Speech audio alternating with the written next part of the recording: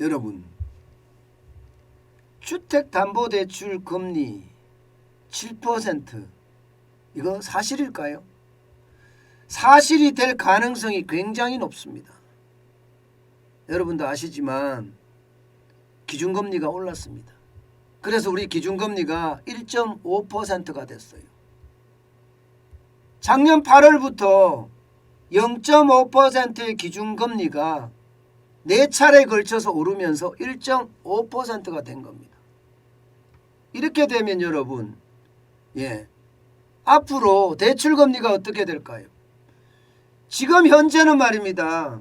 5대 시중은행의 금리를 보면 지금 대부분이 6%대입니다. 6%대도 6% 중반을 넘은 것도 있습니다. 우리은행 같은 경우는요, 주택담보대출의 고정금리가 상단이 6.34%입니다. 하단이 4.44%고요.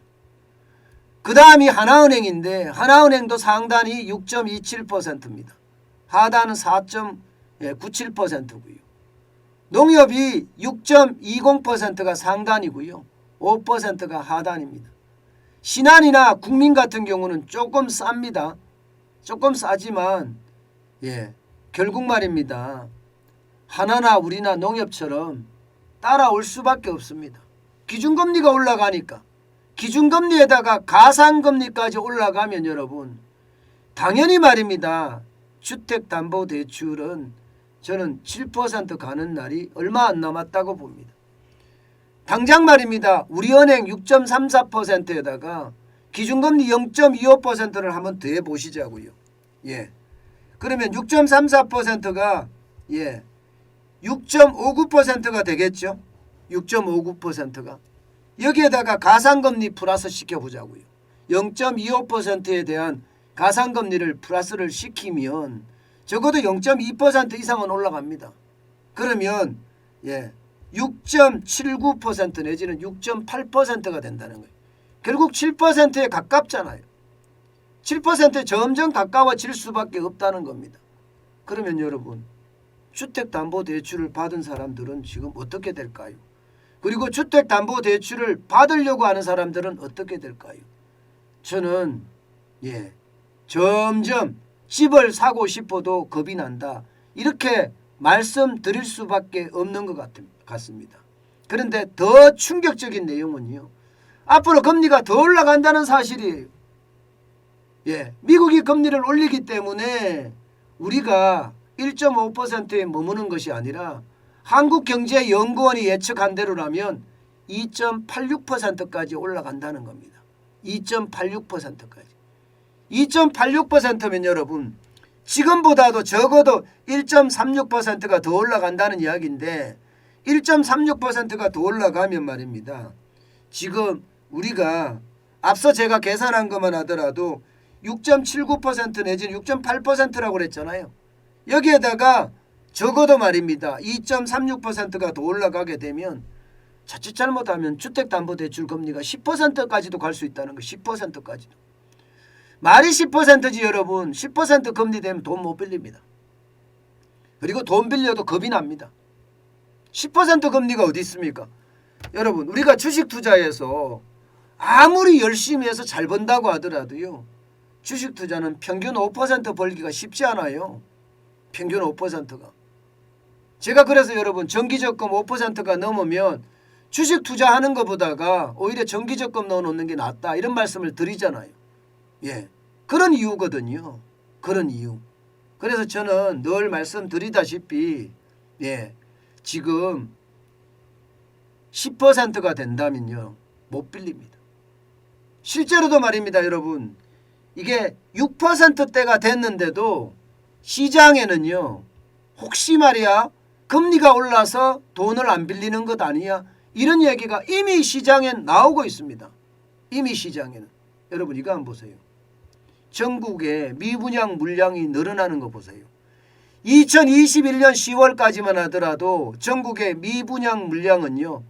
14,075가구였습니다.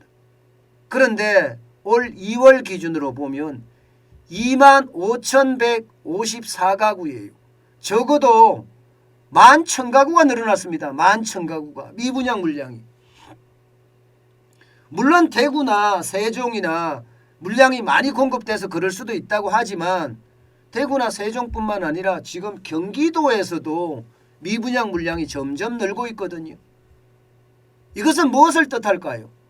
금리가 많이 올랐기 때문에 주택담보대출을 해서 집을 사는 게 줄어들었지는 않나, 이런 분석이 가능하지 않은가요? 저는 그렇게 봅니다. 이런 분석이 가능하다고 보입니다. 저는 충분히 여러분 그런 가능성 있다고 생각을 합니다. 그만큼 말입니다. 집을 사고 싶어도 금리가 올라서 집을 못 산다, 이런 얘기 충분히 가능한 이야기입니다. 게다가 말입니다 여러분, 거래량도 지금 뚝뚝 떨어지고 있어요. 지금 재건축 있잖아요.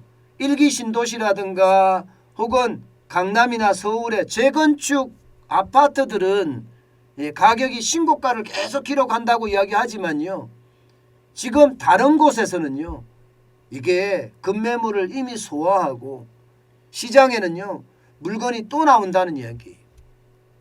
이게 매매 거래량이 이만큼 적다는 것은 물론 윤석열 정부가 들어서서 어떻게 하는지에 대한 관망세도 있는 건 사실이에요. 그렇지만 떨어져도 너무 떨어졌잖아요.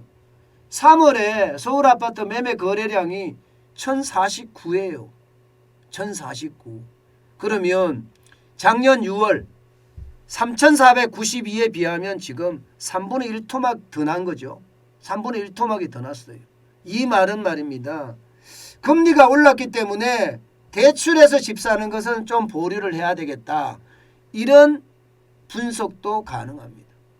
저는 그래서 여러분 지금 고금리가 시장에, 부동산 시장에 충분히 영향을 주고요, 그 영향이 부동산 시장의 어떤, 저는 연착륙을 지금은 시도하고 있다고 봅니다.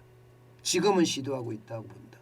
실제로 말입니다, 부동산 커뮤니티 이런 데 들어가 보면요, 저도 많이 들어가 보는데요, 이런 이야기 나옵니다. 대출 규제보다도 금리 인상이 더 무섭다, 이런 이야기가 이미 나옵니다. 그 말들이 터져 나온다는 것은요, DSR 40% 규제보다도 더 무서운 거는 금리라는 거예요. 그만큼 금리가 많이 올라간다, 이런 얘기입니다. 좀 더 두고 봐야 되겠지만 지금 단정하긴 어려워요. 지금 단정하긴 어렵지만 분명히 금리가 시장에 미치고 있는 영향은 분명해 보인다, 이렇게 해석할 수 있습니다. 시장에 미치고 있는 영향. 그래서 저는요 여러분들에게 꼭 설명하고 싶은 게 그런 거예요. 시장에는 다양한 지표가 영향을 주는데 그 다양한 지표를 잘 분석해 보면 시장의 변화 요인도 찾을 수 있다. 저는 금리를 올리는 게 결국 시장의 변화 요인이 되는 것 아닌가, 이런 생각 충분히 저는 합니다.